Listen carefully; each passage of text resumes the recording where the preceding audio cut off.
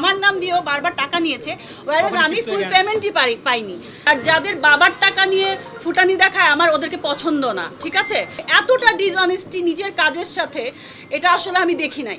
রাশিদ পলাশ আবার বলছেন যে আপনি আসলে মানে আপনার কাছ থেকে যে ধরনের ডিসিপ্লিন তিনি আশা করেছিলেন আপনি সেটা ঠিক টাইমে আপনি আসেননি। আমি তাহলে 20-25টা ছবি কিভাবে করলাম? আমি এখন পর্যন্ত এই কথাটা কারো মুখ থেকে, এত সিনিয়র, এত নতুন, এত বড় বড় মানুষদের সঙ্গে আমি কাজ করেছি, তারা কেউ কেন কোনোদিন এই 13-14 বছরে পড়লো, কেউ একজনও কেন কমপ্লেন করে না? আর নতুন একটা ছেলে এসে সে এতটা ডিসঅনেস্ট, আমি আমার পার্সোনাল পয়েন্ট অফ ভিউ বলছি, বাকি সব কিছু ওনারা বলবে যে একটা কাজে কেউ টাকা কম থাকতে পারে, বেশি থাকতে পারে, কিন্তু নিজের কাজের সঙ্গে এতটা ডিসঅনেস্ট মানুষ আমি এই 13 বছরের ক্যারিয়ারে দেখি নাই। ফিল্মে আমি গ্রামের যারা ছেলেরা এসে শহরে কাজ করে এবং নিজের পায়ে দাঁড়ায়, আমি ওদেরকে সবসময় রেসপেক্ট করি।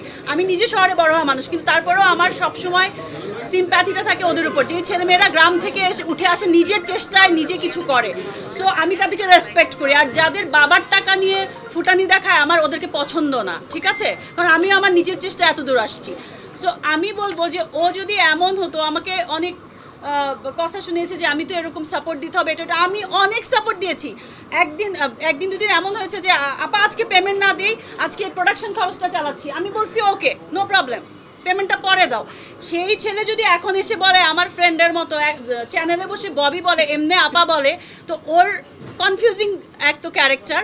তারপর হচ্ছে আরেকটা বিষয়, আমি এত কিছু বলতেই চাই না আসলে, একজনের এত ক্যারেক্টার নিয়ে আমি কথা বলতে চাই না, এটা আপনারা জাজ করবেন। কিন্তু আমি এখন মানে বাধ্য হয়ে অলমোস্ট এটা বলছি যে এতটা ডিসঅনেস্টি নিজের কাজের সাথে, এটা আসলে আমি দেখি নাই।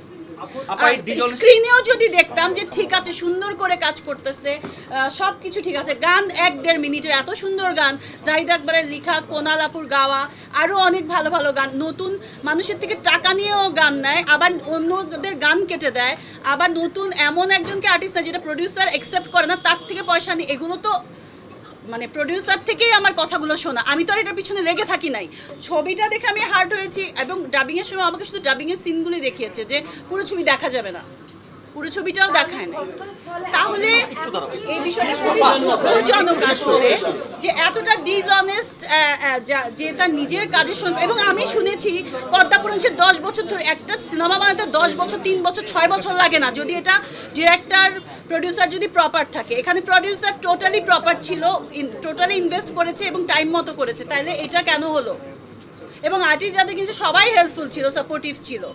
এখন যদি আমার দোষ দেয়, আমাকে বলে প্রডিউসারের দোষ, তারা টাইমলি পয়সা দেয় না। প্রডিউসারকে বলে আমাকে ডেট নিয়েছে 15 থেকে 17 দিন, আমার শ্যুট হয়েছে 6 দিন। কেন 6 দিন? আমার যতটুকু ফুটেজ, আরও ফুটেজ কেটেছে, সেটা 6 দিনের শ্যুট। তাহলে আমি কিভাবে টাইমলি না এসে এতগুলো শ্যুট করলাম? এটা বলেন আপনারা। এখন আপনি কি সে ডিসঅনেস্ট দেখে কি আপনি আসলে তার উপর গায়ে হাত তুলেছিলেন, এই টাইপের কোনো ব্যাপার আছে? আসলে মেয়েদের অবস্টাকলটা বেশি, যে কোনো কিছুতে আঙ্গুল তোলা হয় বেশি, তার উপর যদি মেয়েটা ইন্ডিপেন্ডেন্ট থাকে এবং এমন মিডিয়াতে থাকে, তাহলে তো আরও বেশি সুযোগ হয়ে যায় আসলে। এই বিষয়টাই ভাবো, তুমি বারবার বলছো যে এমন কি হয়েছিল, তো কিছু না কিছু অবশ্যই হয়েছিল ওইখানে, কিন্তু যেরকম করে লেখা আসছে বা কিছু, আমি এতগুলো কথা বললাম, এগুলোই কিছু না কিছু যেগুলো ফ্ল্যাশ হয়েছে, যে আমার নাম দিয়েও বারবার টাকা নিয়েছে, ওয়ারেজ আমি ফুল পেমেন্টই পাইনি। আমার নাম দিয়ে বলেছে যে ও আইটেম গান করতে চাচ্ছে না, আপা আইটেম গান করবেন, আমি কেন করব না? আমি যদি এই ক্যারেক্টারে আইটেম গান ডিমান্ড করে, আমি কেন করব না? তাহলে তো আমি প্রফেশনাল আর্টিস্ট মানে কিভাবে হলাম? এবং এতগুলো ছবি শেষ করলাম কি করে? কোনোদিন কি আমার নামে কখনো এরকম কেউ কমপ্লেন করেছে? বা কোনো দিনও? ওর কমপ্লেনটা কেন মানে এখন ভ্যালিড হবে, বা এটা প্রমাণের পরও, এত কিছু জানার পরেও আসলে ওর যে সেকেন্ড ছবি, এটা ফার্স্ট ছবিতে কি হয়েছিল সেটাও তো অনেকে অনেকভাবেই জানে আসলে। ব্যাপারটা কি শুধু চরকাণ্ডের উপরে ছিল, নাকি চরকাণ্ডের বাইরেও, মানে ব্যাপারটা কেমন ছিল?